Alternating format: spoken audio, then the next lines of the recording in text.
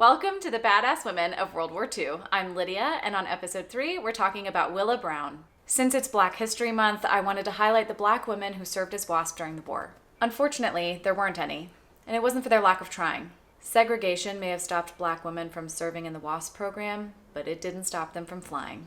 Willa Beatrice Brown was born January 22, 1906 in Kentucky. She graduated from WWII in Terre Haute, Indiana, earned her bachelor's degree from what is now Indiana State University, and later earned her master's degree at Northwestern University. She taught for a while before moving to Chicago for work, and it was in Chicago that she would learn to fly. Willa started her flight training in 1934 while also studying at Curtiss-Wright Aeronautical University, where she earned her master's mechanics certificate in 1935. She obtained her pilot's license and then in 1937 earned her commercial pilot's license, the first Black woman in the United States to do so.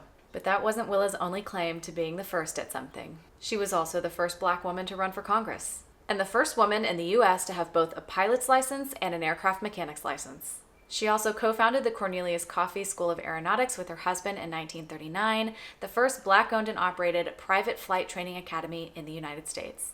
They also co-founded the National Airmen's Association of America. The list of accomplishments under Willa's belt are endless, so we're just going to focus on her World War II contributions. In 1941, Willa joined the Civil Air Patrol, and in 1942, she became the first Black officer when she attained the rank of lieutenant. She became the federal coordinator for the Chicago unit, and on the side, she obtained her aircraft mechanic's license in 1943. And through all of this, Willa continued to teach pilots. She wanted to convince the government to allow Black aviation cadets to join and serve. And thanks to her efforts, their school was chosen to train Black pilots for the Civilian Pilot Training Program, where Willa served as director and training coordinator. In her continued push for inclusion, she wrote to First Lady Eleanor Roosevelt for help, and help she did. The Army Air Corps set up a training program for Black pilots at the Tuskegee Institute in Alabama and the Coffey School. They were selected to provide trainees.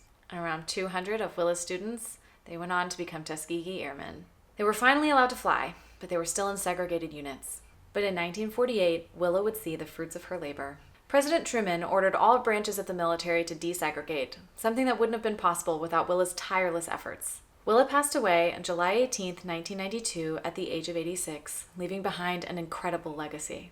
With her extensive knowledge of aircraft and flying, Willa applied to the WASP program during the war, but was denied due to her race. But that didn't stop her. She went on to accomplish more than her country ever thought her capable of. Oh, Lord. May we remember her.